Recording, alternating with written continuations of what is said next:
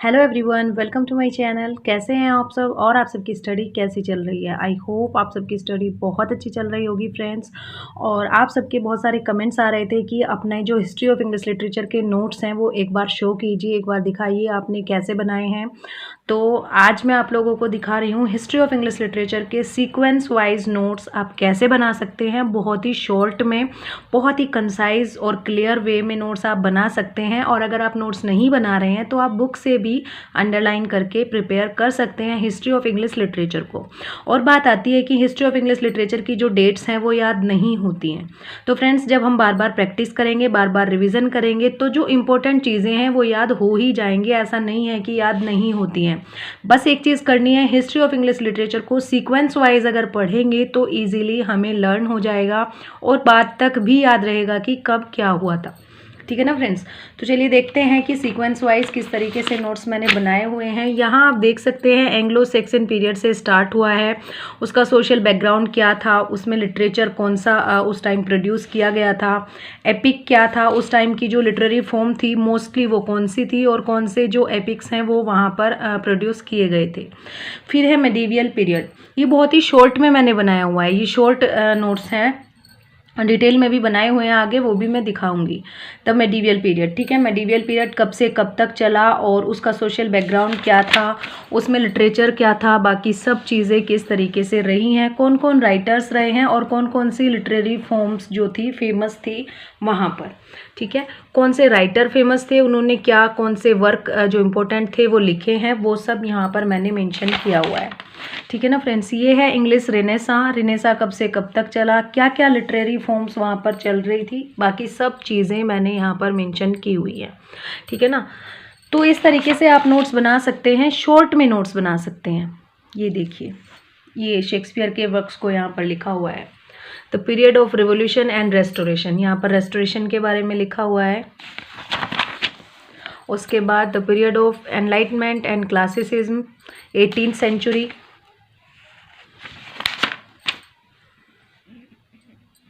ये देखिए ब्लर हो रहा है थोड़ा, ये देखिए the romantic period, critical realistic period, critics कौन कौन रहे हैं और उन्होंने क्या क्या वर्क्स यहाँ पर दिए हैं। ठीक है। मॉडर्न पीरियड,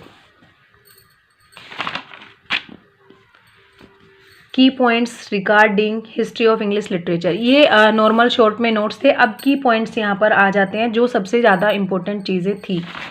ये देखिए,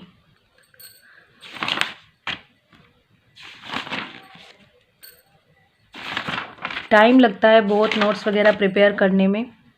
as of Chaucer, poetry in Chaucer's age, periods of Chaucer poetic career, Chaucer as the father of English poetry, किसने उसको क्या बोला है, किस तरीके से, सब कुछ मेंशन किया हुआ है। Other poets of Chaucer age, William Langland, John Gower, इनके जो भी इम्पोर्टेंट वर्क्स थे। Chaucer's main work, John Wycliffe. तो इस तरीके से आप भी बना सकते हैं अपने जो नोट्स हैं हिस्ट्री ऑफ इंग्लिश लिटरेचर के। Poetic trends of revival, Scottish Chaucerian, court poets of age of revival, Thomas Elliot, Thomas More, mystery plays कब लिखे गए थे, मिरेकल प्लेस में क्या था, बाकी सब चीज़ें। Age of Shakespeare poetry, Edmund Spenser, Philip Sidney. ठीक है, ये सब चीज़ें इसी तरीके से आगे भी बने हुए हैं। ठीक है, एक चीज़ और आप लोगों को दिखाती हूँ, इस तरीके से भी आप नोट्स बना सकते हैं। जैसे जो इम्पोर्टेंट इवेंट्स हैं और उनकी डेट्स लिखकर आप बना सकते हैं। जो इम्पोर्टेंट इवेंट्स हैं, मैंने मोस्टली इवेंट्स लिखे हुए हैं और उनमें जो इम्पोर्टेंट है उनको हाईलाइट किया हुआ है ताकि जब मैं रिवाइज़ करूँ तो मुझे ये अच्छे से लर्न हो जाए। एंग्लो नॉर्मन पीरियड के इम्पोर्टेंट इवेंट्स कौन से हैं, जैसे 1066 में नॉर्मन कॉन्क्वेस्ट हुआ था, सिविल वार कब बिगिन हुई थी, कब क्या क्या हुआ था, सब यहाँ पर। Loss of Normandy, signing of Magna Carta, death of King John, accession of Henry third. ठीक है, तो ये सब इम्पोर्टेंट इवेंट्स हैं जो मैंने मेंशन किए हुए हैं। एज ऑफ चौसर, ईयर और इवेंट के साथ लिखे हुए हैं सभी। ये नोट्स मैं पहले भी शो कर चुकी हूँ आप लोगों को, शायद आपने वो वीडियो नहीं देखी है, इसीलिए मैं फिर से आपकी रिक्वेस्ट पर ये वीडियो बना रही हूँ। ये देखिए, important text of Elizabethan period. यहाँ पर मैंने एक चीज़ और मेंशन की कि इम्पोर्टेंट टेक्स्ट, उस टाइम के जो इम्पोर्टेंट वर्क्स थे, किस एज के कौन से वर्क्स थे और किसने उनको लिखा था, कब आए थे। ये देखिए, ठीक है। इस तरीके से भी आप अपने जो नोट्स हैं वो बना सकते हैं। Main text of restoration age,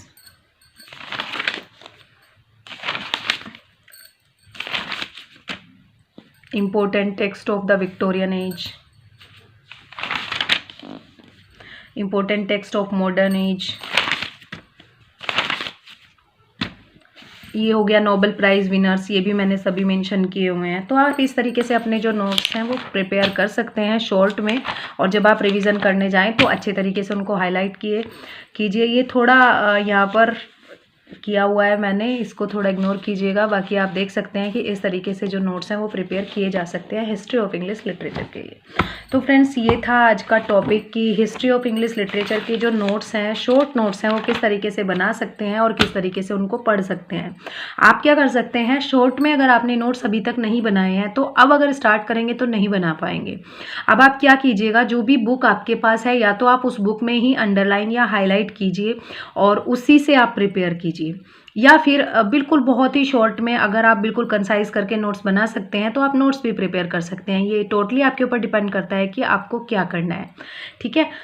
तो ये था हिस्ट्री ऑफ इंग्लिश लिटरेचर के नोट्स के बारे में। आई होप आप लोगों को ये वीडियो समझ में आया होगा, आप लोगों को क्लियर हुआ होगा कि किस तरीके से मैंने अपने नोट्स जो हैं प्रिपेयर किए हुए हैं। आप भी इसी तरीके से अपने नोट्स जो है प्रिपेयर कर सकते हैं, ठीक है ना फ्रेंड्स। अगर इसमें आप लोगों को कोई सजेशन देना है या फिर आप कुछ पूछना चाहते हैं तो आप कमेंट बॉक्स में पूछ सकते हैं। मैं पूरा ट्राई करती हूँ सभी के क्वेश्चंस का आंसर करने का, जितना हो सकता है, ठीक है। जितना मुझे टाइम मिलता है उस हिसाब से मैं पूरा ट्राई करती हूँ कि मैं आपके सभी क्वेश्चंस के आंसर दूँ। अगर कमेंट्स में नहीं दे पाती तो नेक्स्ट वीडियो में उस चीज़ को मैं डिस्कशन कर लेती हूँ, तो वो वहाँ पर क्लियर हो जाता है, ठीक है ना फ्रेंड्स। तो चलिए फ्रेंड्स, मिलते हैं नेक्स्ट वीडियो में नेक्स्ट टॉपिक के साथ। तब तक के लिए thank you so much and best of luck for your studies friends.